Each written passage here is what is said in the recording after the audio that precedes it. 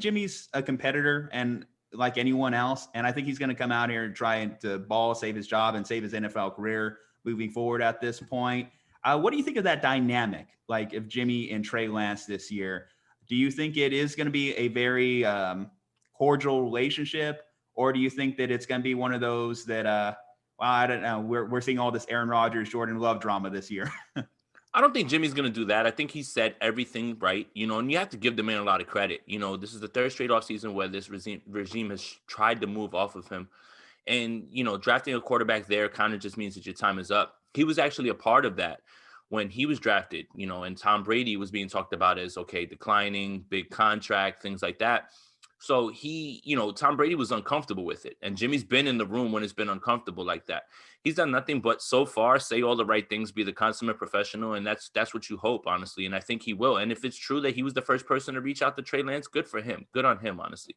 But as of right now, what I see as it playing out is I see right now you can probably pencil in Jimmy at starting week 1. Based off of the idea that, once you see what Teddy Bridgewater fetches in a trade, as far as a 6th rounder, that's not really what you want to give Jimmy Garoppolo up for, even if you get a 5th or a 4th, right? Especially when when there was rumblings of wanting a 1st round pick, for Jimmy Garoppolo. My hesitance towards this situation and why I feel, that you need to rip the Band-Aid off at this point. Either bring in a backup who can, or someone who can start for a little bit while Lance gets going, or just throw Lance in there. Is 2 things. Right now, Jimmy Garoppolo's trade value is at its highest point, right? Because there's still coaches out there that'll tell you, hey, let me get my hands on him. I'll fix him. He's good still. He can do these things. The problem is that if you start Jimmy Garoppolo and he starts to struggle, 1, the rumblings become really big. 2, his trade value dwindles. And God forbid if he gets injured, then his trade value becomes nothing. So it's either you're willing to run with Jimmy and Lance, and maybe Lance sits for a year, which I don't know why you would move to 3 and have someone sit an entire year. I tweeted out a chart today from Mike Clay, which showed, picks 1 through 3, eventually, if they don't start week 1, they start pretty quickly, honestly, because you didn't take him there because he was a project like that, that's the problem with, I think with some of the analysis with Lance that I get a little annoyed with. People use the word project, and I don't think they understand really what that means, because he's not a project. He just hasn't played. That's another thing, or another reason why I think, Lance should start. So you're telling me the remedy for a guy that you guys are worried about, who only played 1 game last year and hasn't played competitive football in so long, is for him to sit longer? I don't know. That doesn't really jibe with me, honestly. I understand the idea of, hey, playbook, hard to grasp. Realistically, it's more about the verbiage than it is the concepts and everything, because he knows all of those things. But if you ever listen to Kyle Shanahan call a play, it's a long play. It'll take you about maybe 6-7 seconds to run through every single verb, all the verbiage through it. So I think that's really why people would want him to sit. But for me, I mean, if you're worried about his inexperience, get him in there. Get him in there and start playing. And if, God forbid, here's the last scenario that's the scariest. God forbid they get into camp and the buzz out of camp is that Lance is vastly outperforming Jimmy Garoppolo, trade value is none. Honestly, it gets lower and lower by the day. So the 49ers have a good situation on their hand, right? Because they have a guy that they know they can win games with. And let's face it, this team will win 11, 12 games provided that the team is healthy with Jimmy Garoppolo. But you're betting on him doing something that he's only been able to do 1 year out of his last 3, and that's play an entire season. So it's a roll of the dice that I'm not as comfortable with. But hey, if that's what they're gonna roll with, let's roll with it, honestly. And it wouldn't be the worst thing for Trey to sit an entire year. I just don't think it's like you have to sit him for a year. You don't have to sit him for a year, but it's not the worst thing.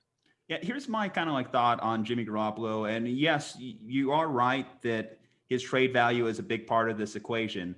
But I think that his trade value can get it back up to what you gave up to receive him in the first place, a 2nd round pick, if he has another good, healthy season. And as far as Jimmy's health, I know that's always the big talking point. Can he stay healthy? Can he be on the field 16 games, 17 games now, I guess, this year? I equate it to the injury luck versus the injury prone argument. So when I look at the injuries themselves, torn ACL, that's not connected to the high ankle sprain. High ankle sprain isn't connected to the shoulder. These are separate injuries, different parts of the body. And when we look at the context of the injuries, the ACL, he just came, try and make a big play on the sideline and comeback mode against the Chiefs. Tried to play hero ball, didn't work out, took a wrong angle, hurt.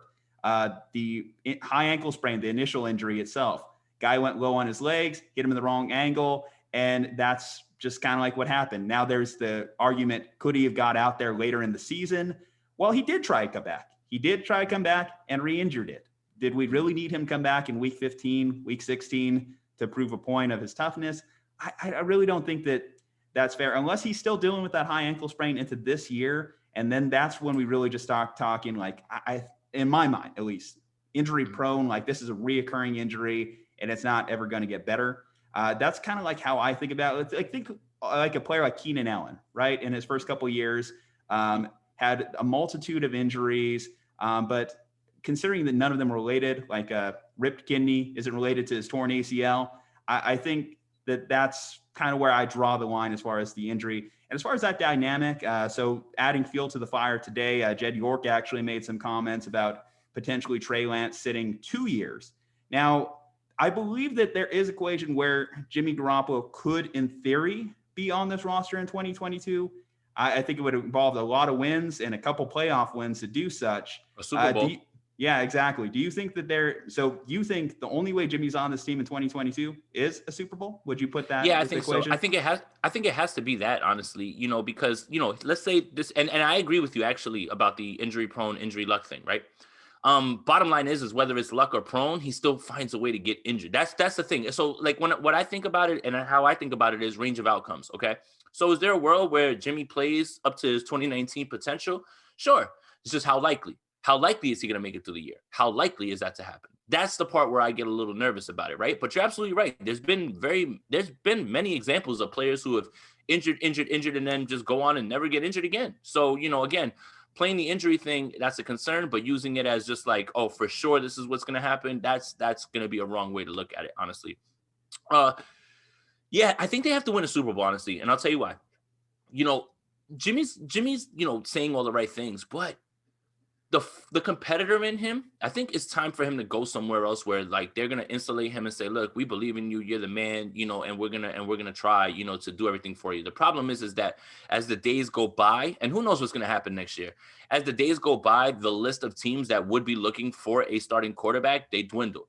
The only thing that I would see maybe in season is if maybe somebody loses a quarterback during the season, and they get nervous and they're just like, all right, let's call the 49ers up. And then you can say, all right, second round pick, or conditional first, right? Depending on how he plays. So I think that if they win a Super Bowl, then he's definitely on this roster next year.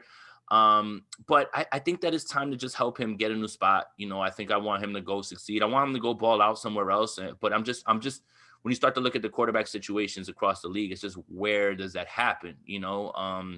Philadelphia didn't take a quarterback. Who knows what's happening with them? There's few question marks across the league. Denver has Teddy and Locke. Washington has Fitzpatrick. New England has Cam and Max. So I think that's done. Honestly, I think the New England reunion, that's out, because right now Mac Jones seems to be the future, and they'll just get someone else to back him up. Let's say Cam starts, then Mac comes in. Either way, they'll find someone to do that. So yeah, I think that if they have a deep playoff run, then they have something to look at right there. But again, sitting Trey Lance for 2 years when all you guys have been telling me is that he needs reps, that doesn't sound right to me. Like, it doesn't make a lot of sense to me. 1 year, okay. 2 years, too long. That makes no sense, honestly. So if you really want to get this ball rolling, then you've got to start getting the kid reps, right? With Josh Allen, he took his lumps. Year 1, year 2. Year 3, what happened? Boom, MVP candidate. That's the sort of trajectory that there should be for Trey Lance, right? The quarterback evaluation process has been heightened, or has it been? It's moving along quickly now after Kyler Murray and Josh Rosen. That's not how it used to be. When you draft a quarterback, you usually sit with them for years. You don't just get rid of them after a year. But it's changed. Now people want to see things happen immediately. So, is there a world where Jimmy Garoppolo's on this team next year? For sure. I just don't see it, and I just don't think that it's good for Lance, if you ask me. I think that Lance needs to get out there and start to take hold of this offense. If you're looking for a potential destination, I will say that next year's draft, from all indications that I've heard, at least, is a little bit light on the quarterback drafting market. So potentially there may be a quarterback needy team that may be interested next year.